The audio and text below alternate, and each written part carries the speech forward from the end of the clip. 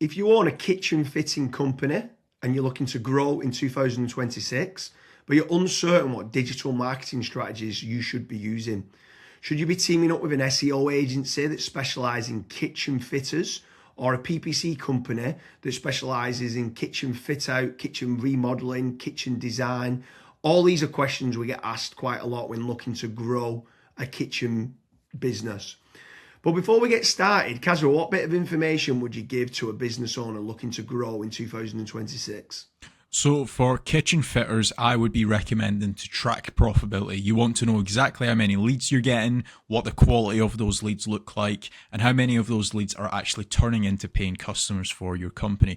Once you have those facts and figures in place, digital marketing just becomes a lot more predictable. You can switch certain campaigns off that aren't working, or you can double down on certain campaigns that is working for your business. So James, for kitchen fitters, what are some digital marketing strategies that you would recommend? Branding or brand SEO and making certain that you're looking good online, you've got a strong reputation. I think everything needs to start, the foundations need to start with a positive kind of brand SERP of who you are and what you do. So a SERP stands for search engine results page, and getting that branding right across the board then can lead on to other things of what you can be doing. It will improve your conversion rate on paid ads or social media. Any leads that you get in, the conversion rate would be good. If at the 11th hour, they're going to decide who you're going to go with, branding, I think, becomes very, very important. So I'd say that's the first thing that people need to get right for all digital marketing strategies.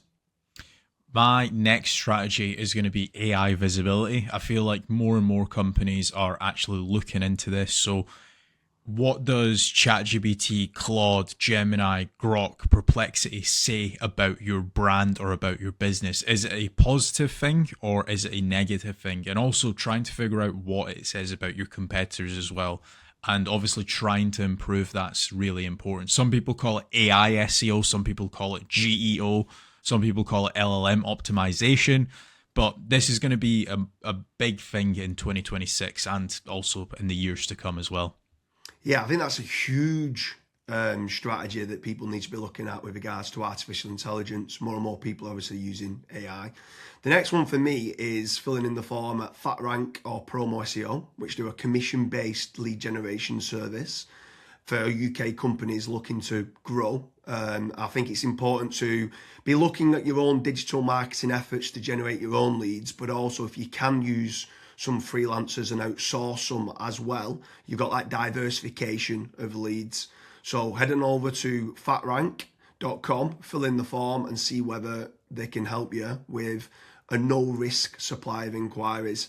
Promise you'll also do a very similar performance-based lead generation service as well that you might want to fill in the form with there, and just double check whether you can go and get a third-party lead generation company to top up and start generating you some leads for your business to grow in 2026. Yeah, and then next on the list is Google Business Profiles, so Google Map listings. This is like local SEO where you basically just try and get more reviews. You build out your Google Business Profile in your local area. Now, there's pros and cons to this. I think the biggest pro is that once it is actually ranking, you're going to be consistently generating leads. However, to get from nowhere, like let's say you do not have a Google Maps listing at all, to get it ranking to position number one, the issue you've got with that is there might be, let's say, a 60 or 100 review deficit. And to obviously get those reviews, you need leads. So it's one of those things. It's like the chicken and the egg. I for one just think it's good for personal branding or for branding of your company. So always try and get the Google Maps listing, but you should always know the pros and cons to it as well. Yeah, for certain. If you're in a local area, you want to try and get those local maps listing. For me, you need to be omni-channel and omnipresent. Yeah. I think the next part is SEO in general, so organic SEO. Can you be building up your website to try and get your website ranking better? If you are in local area, you might want to do your service with the area of where you cover. So like plumbing in Manchester, create a page for that. Hopefully then share that on the Google business profile of what you mentioned. But trying to get organic rankings, the amount of search volume that people are out there searching for different services of what you do, or it could be some blog posts that you could be doing as well. There's different strategies on there that you can be doing, but ideally you want good quality content, build up topical authority, and try and get some third-party backlinks to power up the site to get those organic SEO rankings. I think that's another big part that you need to be doing as part of your digital marketing strategies in 2026. Yeah, and then the next one, which kind of ties back to what you were saying before, James, is obviously organic social media. Now, organic social media, I think it's more of a numbers game. So try to create good content that your audience would actually view. Like I see this time and time again where I look at brands and they've just published maybe 4 or 5 posts on their Instagram profile and they've not been active for 3 years, right? That's not going to drive you sales. But if you can do how-tos, if you can do guides, maybe you can do before and afters, right? If you can do content like that, that way people will see you on socials and they will actually click to actually figure out more about you, fill in the contact form. The caveat to organic social media, yes, it's free to do. It's not like PPC, for example, but it is very much a numbers game. So you want to be consistently uploading, maybe not every day, but at least 3 or 4 times a week. Yeah, for sure. On the subject of social media, paid social ads as well is massive. I'm a massive advocate of the kind of the dollar a day strategy of what people talk about. So if you are going to be taking the time to be posting every day, like you mentioned there for organic social media, just spending a few pounds on those posts and boosting it. So getting case studies, any awards that you've won as well for reputation, and starting boosting that.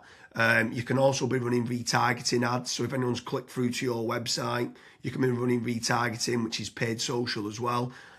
Different places like Meta, so whether that's Facebook and Instagram, you've got Twitter, you've got YouTube, you can be running Pinterest, you can even run in places like Reddit as well for paid ads. And I think paid social media is still an untapped market for digital marketing strategies. Yeah. The next one is it's probably a love-hate relationship. It's PPC, right? Google AdWords or doing it on Bing, wherever. That's basically the sponsored results. So if you search for a service, it's above local SEO.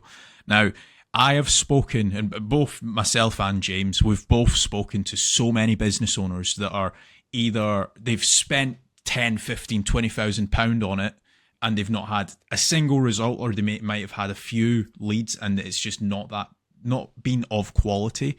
Or you've got other guys that have spent hundreds of thousands on it and they're like, it's the best thing that's ever happened to my business. Now, the reason why people are either they absolutely love it or they absolutely hate it is probably down to how it's been set up. Like there's so many different nuances to PPC, like for example, having a really proactive negative keyword list, making certain that you have a set of banned IPs. Like, for example, your competitors could be clicking on your ads, and that's deemed as what's called click fraud. Making certain that you've got a high converting landing page, making certain that you KPI your sales team. So when a PPC lead comes in, that is one of the first priorities that they actually take when it comes to contacting the lead. There's all of these different nuances, and if you're not on the ball with PPC, it's probably not going to work for your business. However, if you've got a really good, well-refined sales team, you've got a really good landing page, you've got a well-kept, up-to-date negative keyword list, you are using click fraud software, at that point, it will actually probably perform well for you. But again, just know the pros and cons to PPC. Yeah, for sure. There's certainly pros and cons. There's benefits of using it to get instant leads. But like you said, the amount of people that we speak to that have burnt a lot of budget and not had the inquiries and stuff that's come through as part of the digital marketing is pretty scary. While we're on the subject of paid, obviously we spoke about paid social ads, and now you've spoke there about PPC with Google or Bing. I'm going to throw in the mix paid ads on AI platforms. It's not fully rolled out as we're doing this video, but I know that ChatGPT are looking to try and roll out ChatGPT ads. Claude, Perplexity, other kind of LLMs might start rolling it out in 2026. I think if you're one of the early adopters and innovators to get on there, I think you could be getting cheap leads or cheap contact form submissions. So it's something to look out for of doing paid AI listings and ads. I think that could be something to look out for in 2026. Next on the list, and this is a little bit out of control. You do obviously have like forums that you can get your brand mentioned in, like for example, Reddit and Quora. That very much comes down to the after fact. Like, where are your customers that you've been dealing with previously? Are they actually raving and shouting about you? If they are, then that's a very good resource of getting other people recommending you. So if you can get that, again, it's a little bit out of your control, but asking for reviews, asking for them to recommend you to friends, to people, that can obviously generate you a decent amount of leads and inquiries as well. Yeah, for sure. And the add-on benefits to places like Reddit is that it's getting cited so much now in the AI overviews. So when you spoke there early on about AI visibility, if you can try to get a positive kind of lot of people talking about the products and services of what you do and some reviews on there, it's indirectly then going to help you, or directly actually is going to help you with AI visibility. And then the last one for me is tradesman websites, so like Check a Trade, Bark, or teaming up with a third party lead generation company. Something I would say with all of these practices, Kasra touched on earlier about making certain that you understand your KPIs and your ROAS, return on ad spend. I think it's very important for business owners that are doing any sort of digital marketing to be tracking how much time and effort's being put into, let's say, running organic social media or running paid ads. Everything should have KPIs put in place. And this is exactly the same then with tradesman websites like Check a Trade, Bark, Rated People, My Builder. These could all be amazing platforms to generate leads that could get you a positive return on investment. And if you do, you should continue to be using those platforms. There's certain lead generation companies out there as well that could generate you quite a lot of leads. They could be using organic SEO or PPC or social media ads to generate you those leads. But if they are getting you a positive return on investment, again, I'm all for it as part of your digital marketing strategies. But I just want to repeat one more time with regards to FatRank and Promo SEO. They do lead generation and they guarantee a return on investment. It's a commission-based lead generation service or performance-based lead generation service.